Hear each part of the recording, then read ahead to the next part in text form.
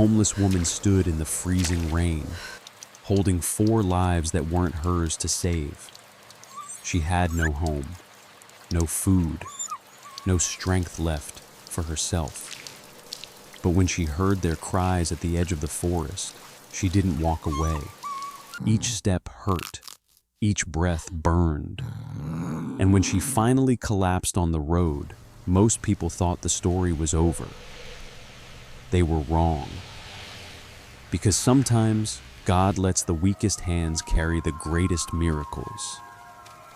If this story touches your heart, please share it with someone who needs hope today.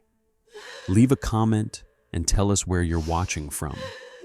And subscribe for more stories of faith, compassion, and quiet miracles. May God bless you and keep you safe. Cold winter rain fell steadily along the forest's edge, soaking the dirt road until it turned into dark mud. Wind threaded through bare branches, carrying the smell of wet leaves and decay. Night was coming faster than expected. Martha Lewis walked with careful, measured steps, her boots worn thin and slick from years of use. She was 63, though the cold had carved deeper lines into her face than age alone should have. Her hair, once a soft chestnut brown, had faded to a dull gray and was pulled into a loose knot beneath a frayed knit cap. Her frame was small, almost brittle-looking, but there was a quiet endurance in the way she held herself, shoulders forward, chin slightly lowered, as if bracing against a world that rarely softened. She had learned to walk this way after years on the road, never too fast, never careless. The ground could betray you when you least expected it. Martha followed the edge of the forest because it offered some protection from the wind. Trees broke the worst of the rain, and the darkness between trunks felt less exposed than the open road. She carried a dented shopping cart beside her, its wheels squealing softly with every turn. Inside were her possessions: a rolled blanket, a plastic poncho patched with tape, and a small paper bag with 2 pieces of stale bread she had collected behind a grocery store earlier that afternoon. She had been planning to sleep under the highway overpass 3 miles back, but the rain had thickened, colder than forecast, and her joints had begun to ache with a familiar warning. When the pain reached her knees, Martha listened. Pain had become a language she trusted more than hope. She turned toward the forest edge instead. As she walked, memories surfaced uninvited. A small house once painted pale blue, a kitchen window that faced east, a dog she used to own, brown, stubborn, loyal long before life unraveled in quiet, ordinary ways. The memories never arrived whole, just fragments, like broken glass catching light. Martha stopped when she heard it. At first, she thought it was the wind, then maybe a wounded animal deeper in the woods. She stood still, rain dripping from the brim of her cap, listening harder. The sound came again, thin, uneven, barely louder than breathing. A whimper. Her first instinct was caution. People dumped things at the forest edge all the time: old furniture, trash bags, animals they didn't want anymore. Sometimes those animals bit when frightened. Sometimes they were already dead. Martha took a step closer, then another. The sound came from a shallow dip near the tree line, where rainwater pooled and leaves collected into soggy layers. A torn blue tarp had been draped clumsily over something, weighed down by rocks. One corner flapped weakly in the wind. She knelt slowly, ignoring the sharp protest from her knees, and lifted the edge of the tarp. 4 small bodies huddled together beneath it. German shepherd puppies, no more than 5 or 6 weeks old. Their fur was dark and soaked through, clinging to thin ribs. One had a pale patch on its chest. Another's ears were still folded, too young to stand properly. Their eyes were open but dull, tracking movement without focus. They were shaking. Martha's breath caught, not sharply, but with a quiet heaviness that settled into her chest. She had seen hunger before. She had felt cold down to the bone. What she hadn't expected was this familiar ache, the one that came when need met choice. Someone had left them here deliberately. The tarp wasn't shelter. It was an excuse. A way for someone to tell themselves they hadn't done nothing. The smallest puppy tried to crawl forward and collapsed almost immediately. Its whimper barely made it past the rain. Martha sat back on her heels, rain soaking through the knees of her pants. She looked at her cart, at the bag with the bread, at her own hands red, cracked, fingers stiff from cold. She did the math instinctively. 4 mouths, one body already struggling, no money, no permanent place to go. And winter wasn't easing up. It never did. For a long moment, she said nothing. In her mind, she listed the reasons to walk away. She had survived by knowing when not to take on what she couldn't carry. She was old. She got sick easily now. One bad night could end everything. No one would blame her. Not really. That was the lie that made it easier. Martha reached out anyway. Her hand hovered over the nearest puppy, unsure, then gently pressed against its side. The body beneath her palm was too light. The puppy flinched, but didn't pull away. Its breathing was shallow and fast. "I know," Martha murmured, her voice rough from disuse. She hadn't spoken aloud in hours. "I know." She pulled off her thin coat, the one thing between her and the cold, and draped it over the puppies. The fabric was damp already, but it trapped some warmth. The puppies shifted instinctively, pressing closer together. The rain soaked into Martha's sweater immediately. She barely noticed. She broke one piece of bread into 4 uneven parts. The puppies sniffed weakly, mouths opening and closing without understanding. Too young, too tired. Martha swallowed hard, her stomach cramped, sharp and insistent. She ignored it. Thunder rolled deep in the forest, low and distant, like something large turning in its sleep. The sound vibrated through the ground beneath her. She glanced toward the trees. Night would fall soon. This place wasn't safe once it did. Coyotes roamed the deeper woods. So did people who didn't want to be seen. Her mind raced, weighing distances, shelters, half-forgotten spots that might offer cover. None of them were meant for 5. One of the puppies lifted its head and looked at her. Its eyes were dark, reflecting what little light remained. There was no fear in them, just need. Martha felt something inside her give not break, but bend, like a branch under too much snow. "All right," she whispered, though she didn't know to whom. "All right." She began rearranging the tarp, trying to create something more stable. Her fingers fumbled, numb and slow. The wind tugged at the plastic, mocking her efforts.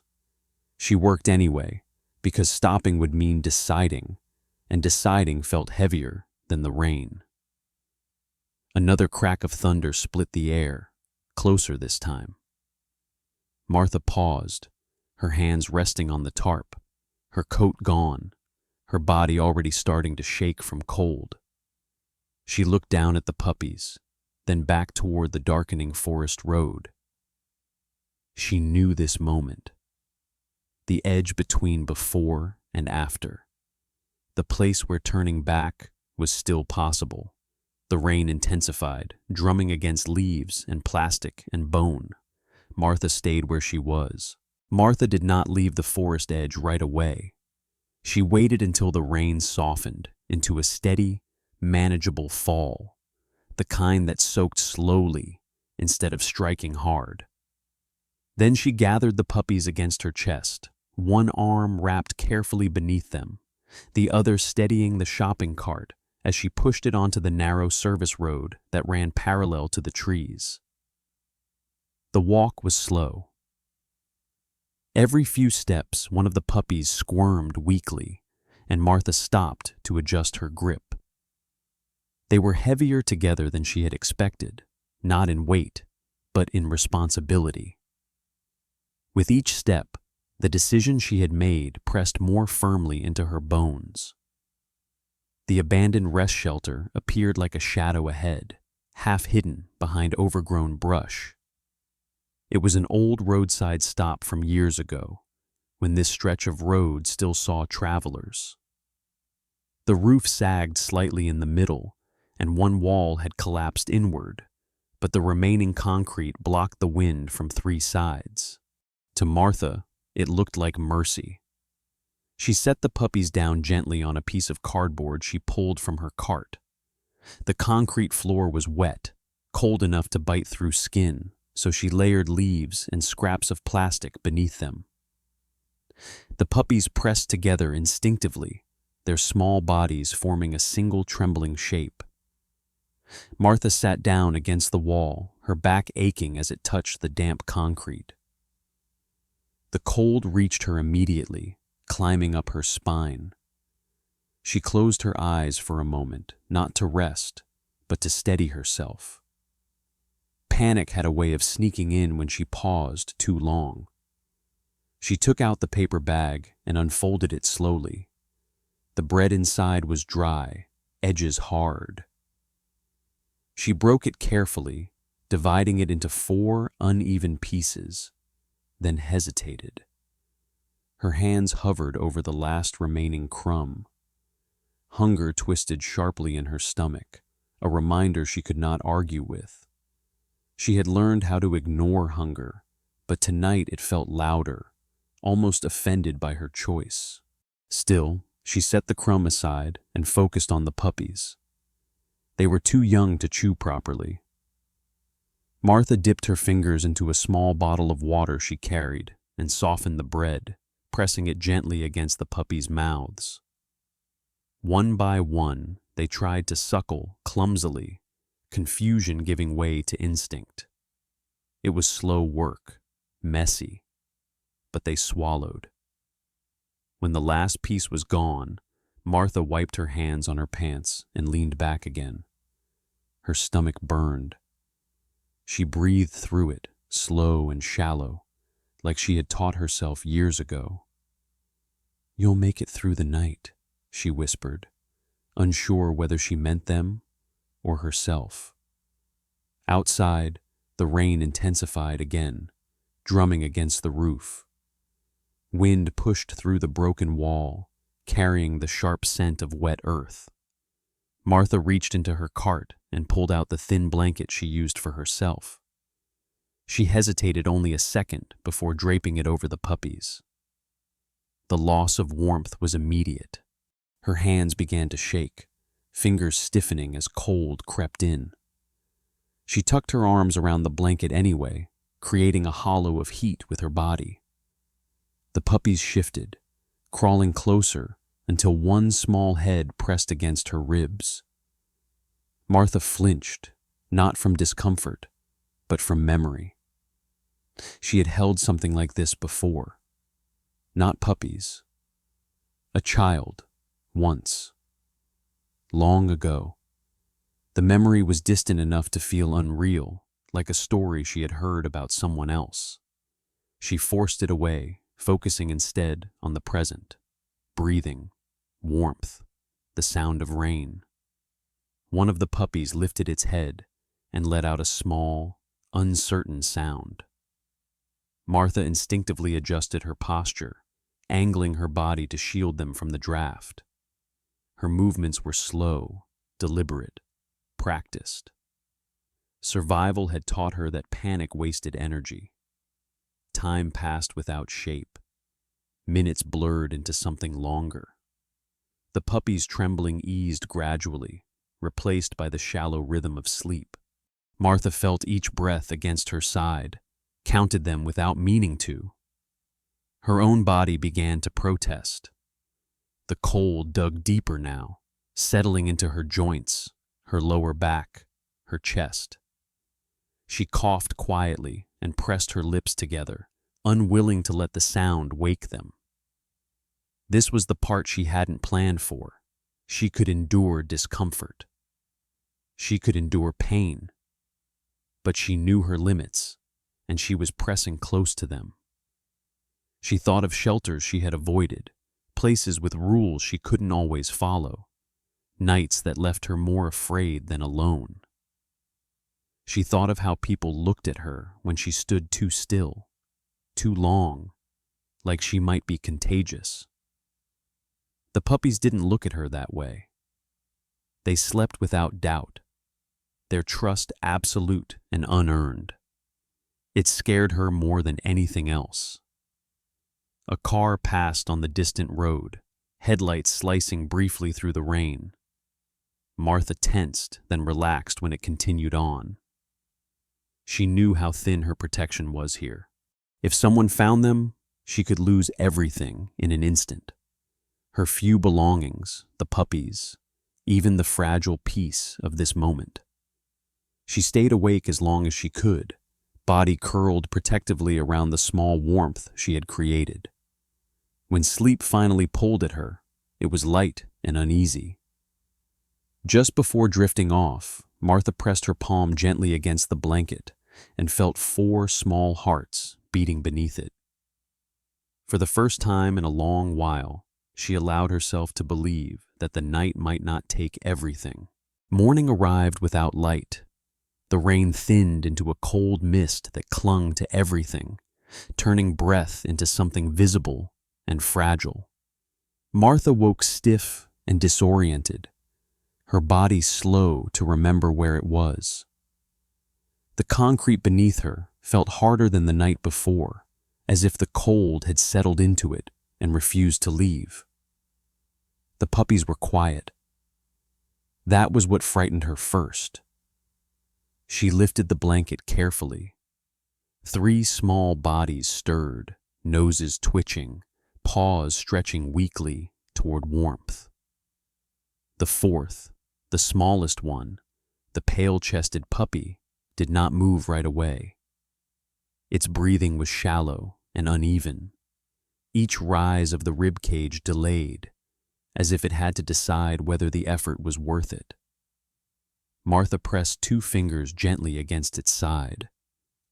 The body felt too cool. "No," she whispered, the words slipping out before she meant to speak.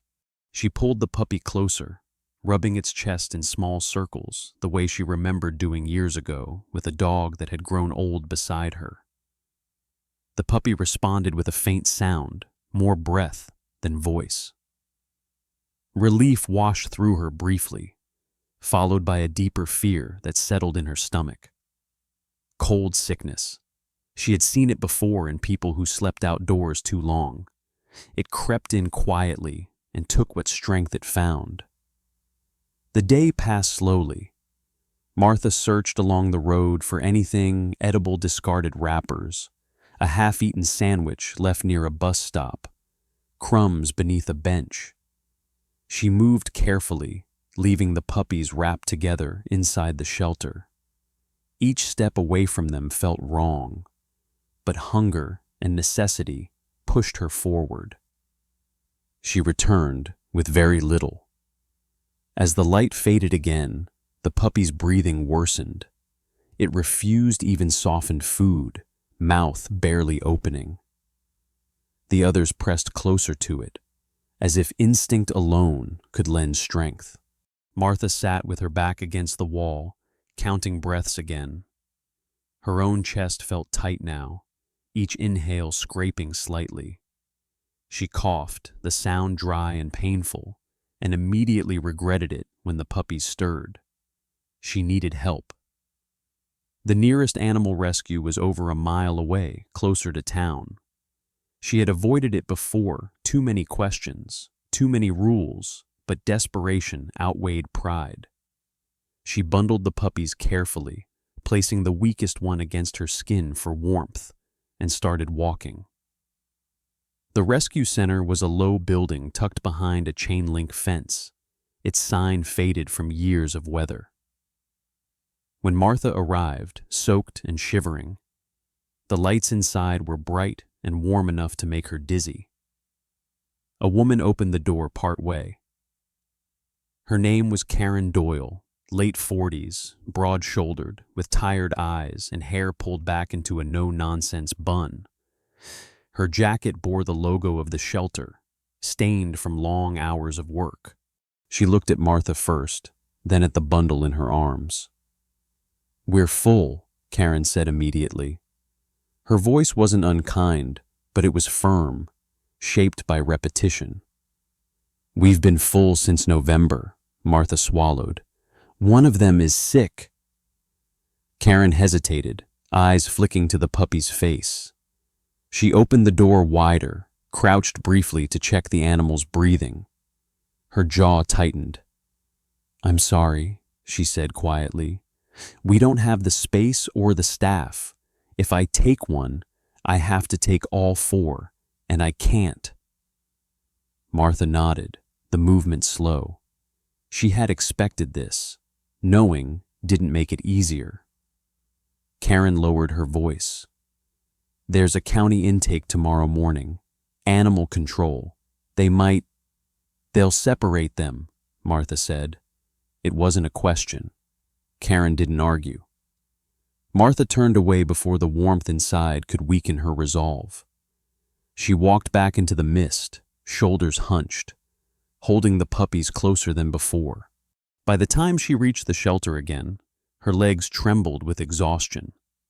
She laid the puppies down carefully. The sick one barely reacted now, eyes half-lidded. Martha sat beside them, her thoughts circling a truth she didn't want to name. She could not outrun winter. She could not feed 5 bodies for long. And love, however fierce, was not insulation. She imagined the morning after a worse night, one where she woke to stillness. Her hands shook as she adjusted the blanket. She pressed her forehead briefly against the concrete wall, grounding herself in the cold. "I'm trying," she whispered. "I don't know what else to do." The rain returned, heavier this time, striking the roof with renewed force. Wind pushed through the broken wall, carrying the smell of damp leaves and distant exhaust. Martha pulled the puppies close again, but doubt pressed in from all sides. For the first time since finding them, she allowed herself to consider the possibility that keeping them might be the crueler choice. Outside, a siren wailed somewhere far off, rising and falling, indifferent to her thoughts.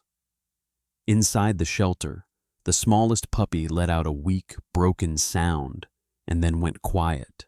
The rain grew heavier as afternoon slipped toward evening, the sky pressing low and gray over the road. Water streamed along the asphalt in thin rivers, blurring the white lines until they seemed to dissolve. The air smelled of wet rubber and cold metal. Martha stood at the edge of the road, the puppies bundled against her chest. Her arms trembled, not only from the weight, but from the decision she had already made. Waiting longer meant watching the smallest puppy fade. Doing nothing had become its own kind of cruelty. The road was wider than she remembered. Cars moved slowly, headlights on despite the hour, tires hissing through standing water. Martha waited for a break, counting breaths, feeling the faint flutter of the puppy's chest beneath her palm. "Just across," she whispered, more command than comfort. She stepped forward. Halfway across, her foot slid. The ground gave way without warning, slick with oil and rain. Martha tried to catch herself, but her body was too tired, her reflexes too slow. She fell hard, the impact knocking the air from her lungs in a sharp, silent burst. The puppies spilled from her arms. They hit the road in a small tangle of dark fur and frightened sound. Instinct took over before thought could form. They scrambled, slipping and tumbling, cries sharp and desperate as they scattered around Martha's still body.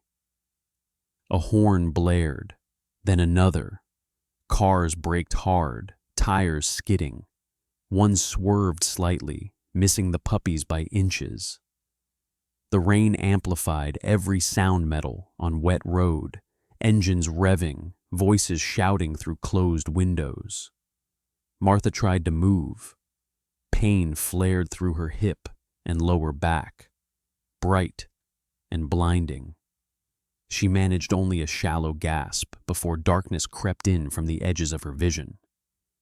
The puppies circled her, panic driving them into motion. One barked high, broken, too loud for its small body. Another pawed at her sleeve, teeth catching fabric, as if trying to pull her back to her feet. Their cries cut through the rain, raw and insistent. A car door slammed. A man ran toward them from the shoulder of the road. Daniel Reyes was in his mid-30s, tall, with dark hair plastered to his forehead, and a short, uneven beard he hadn't had time to trim. He wore a reflective work jacket and heavy boots, the kind worn by people who spent long hours on their feet.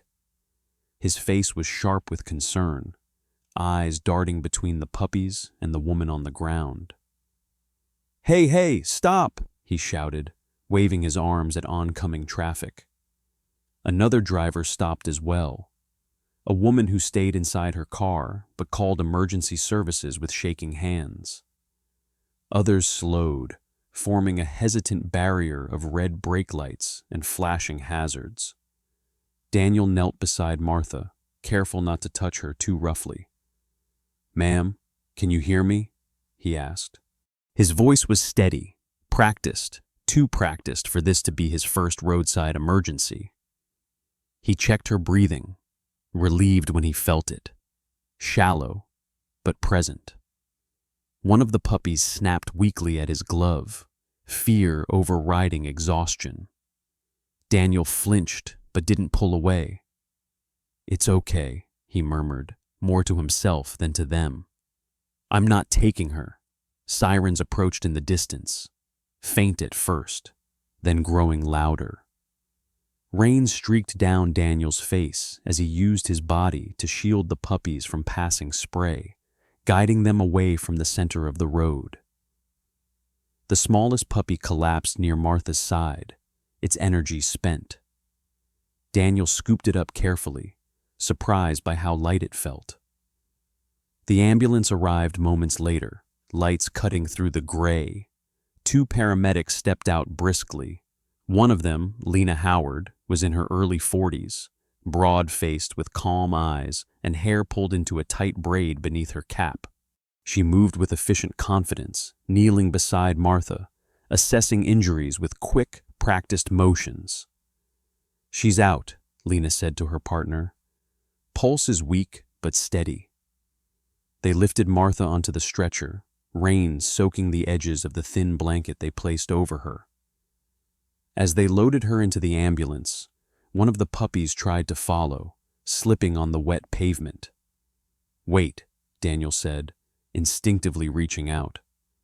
Lena hesitated, then shook her head. "They can't come with her. Animal control will have to take them." The words landed heavily, even amid the noise. Daniel looked down at the puppies huddled together again, their eyes fixed on the closing ambulance doors. One let out a thin, wavering sound, barely audible over the rain. Martha stirred once as the doors shut, a faint movement of her fingers, but she did not wake. The ambulance pulled away, siren fading into the distance. Rain filled the space it left behind.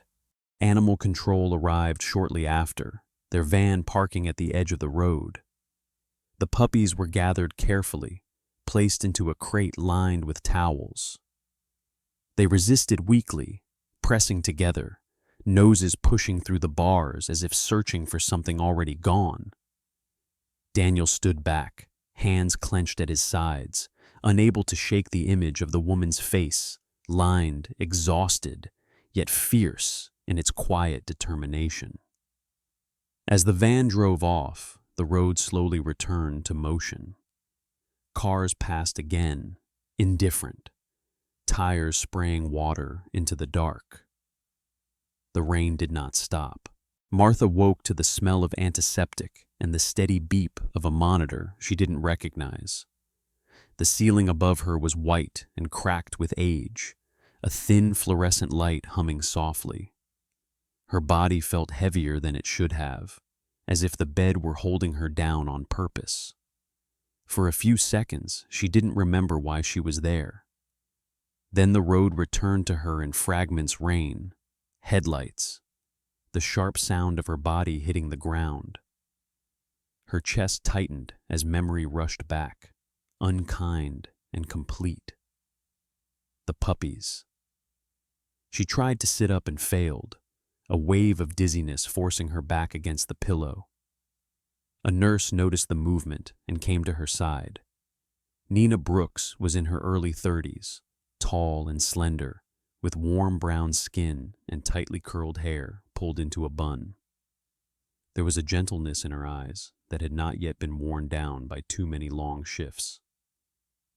"Easy," Nina said quietly, adjusting the IV line. "You've got a mild concussion and a cracked hip. You're safe." Martha swallowed. "The dogs," she rasped. Her throat burned with the effort. "Where are the dogs?" Nina hesitated, a pause too long to be comforting. "Animal control took them in," she said carefully. "They're safe, at a shelter. Safe did not mean together. Safe did not mean warm in the right way." Martha closed her eyes. Relief and fear collided in her chest, leaving her breath shallow. She turned her face toward the window, where rain streaked down the glass in thin, familiar lines. For the first time since finding them, she was somewhere dry and warm, and it felt wrong. Across town, the puppies arrived at the county animal shelter just as evening settled in. The building was old but clean, lit by rows of overhead lights that buzzed faintly. The air smelled of disinfectant and damp fur. The 4 puppies were carried in a crate, pressed tightly against one another, their bodies forming a single tense shape. They did not cry now. They watched. A staff member set the crate down gently and opened the door. Elena Park crouched in front of them, her movements slow and deliberate. She was 26, slight in build, with straight black hair cut just below her chin and a faint scar above her left eyebrow, leftover from a childhood bike accident. Her eyes were sharp, observant, softened by a natural patience that made animals respond to her more than most people. "Hey there," Elena murmured. "You're okay." The puppies did not move. Elena noted it immediately. Healthy puppies usually exploded with energy when freed sniffing, tumbling, testing boundaries. These 4 stayed pressed together, ears flattened, eyes fixed on the doorway behind them. She tried again, offering a small bowl of food, softened and warm. One puppy leaned forward, sniffed, then retreated, pressing its body back against the others. Another let out a short bark, not aggressive, but warning. They weren't afraid of the place. They were waiting. Over the next hours, the pattern repeated. The puppies refused food unless Elena stayed beside them. They did not explore their enclosure. When other staff members passed by, they barked sharply, retreating into a tight huddle afterward.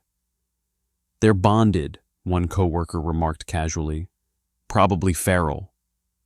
Elena shook her head. "No," she said. "This is different." She watched the way they oriented themselves, not toward corners or hiding spots, but toward the door. The way the smallest one whimpered softly whenever footsteps faded instead of approaching. The way they relaxed only when Elena sat on the floor with her back against the wall, still and quiet. They weren't missing a place. They were missing a person. That night, Elena took her break scrolling through her phone, half exhausted. A video popped up on her feed shared by a local traffic page. The shaky footage showed rain-soaked asphalt, cars stopped at odd angles, a woman lying in the road, and then 4 small shapes moving frantically around her, barking, circling, refusing to leave. Elena's breath caught. The caption read, "Homeless woman hit while trying to save puppies in the rain.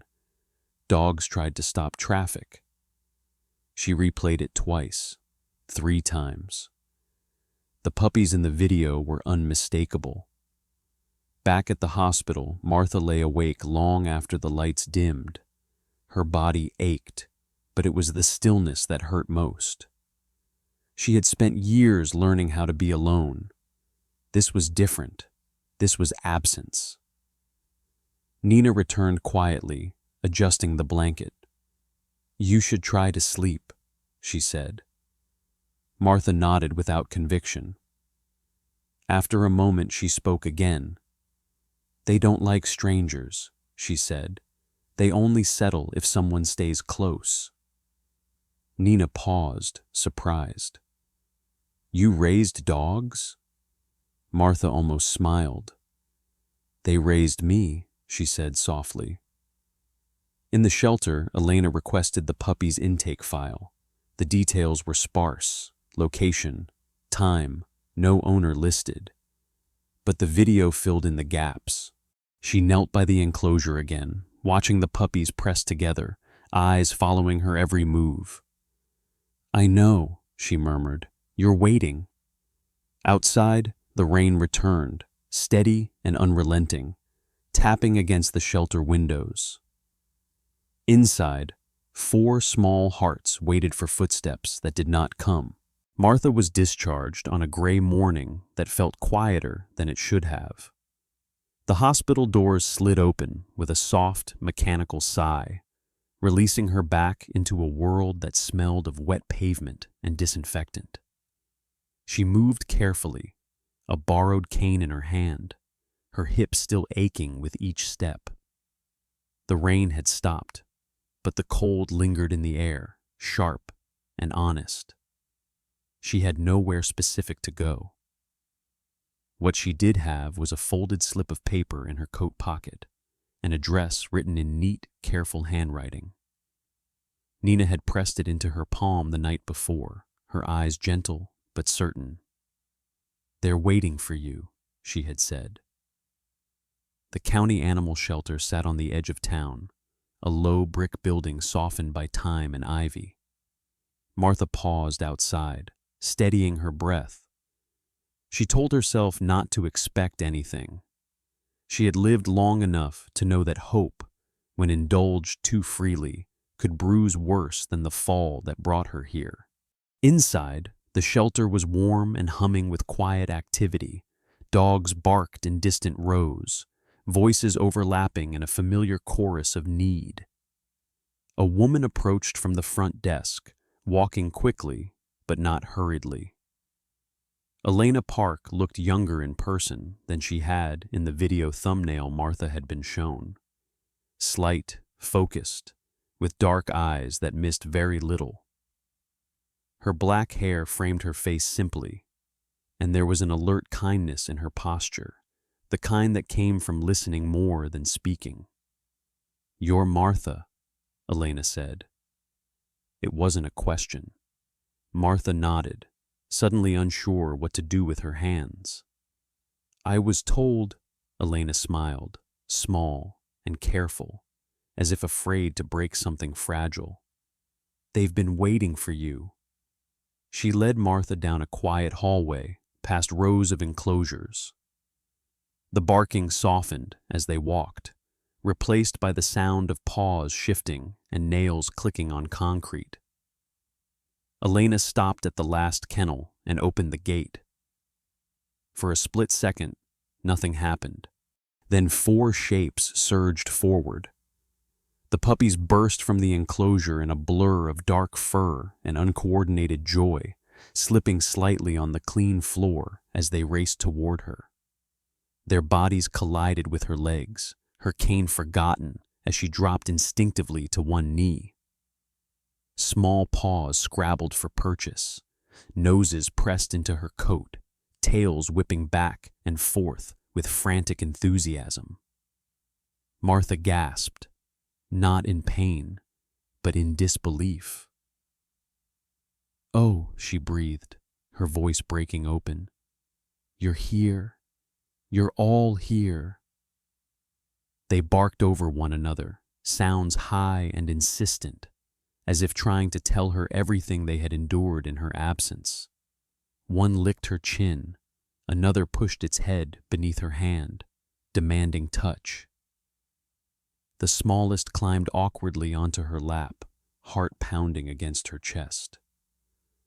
The hallway went quiet. Staff members who had been moving nearby stopped without realizing it. Elena felt her throat tighten, emotion rising unexpectedly fast. She had seen reunions before. This was different. This wasn't relief, it was recognition. Martha pressed her forehead gently against the puppy's head, eyes closed. For the first time since the road, since the rain, since everything had slipped out of her control, she felt steady. "They didn't eat much," Elena said softly. "Not until I sat with them. They watched the door, all the time." Martha nodded. "They thought I left." "They know you didn't," Elena replied. The meeting didn't end quickly. No one rushed it. When Martha finally stood, her legs trembling slightly, Elena helped guide the puppies back into the enclosure, though they resisted with renewed protests. "We'll take it slow," Elena said. "There are some things we need to talk about." Those conversations happened over the next days, not hours. The video had traveled far, far enough to reach people who knew how systems worked. A local nonprofit partnered with the shelter, one that focused on transitional housing for seniors experiencing homelessness.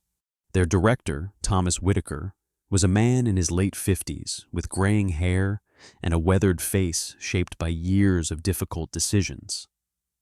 He spoke plainly, without the false cheer Martha had learned to distrust.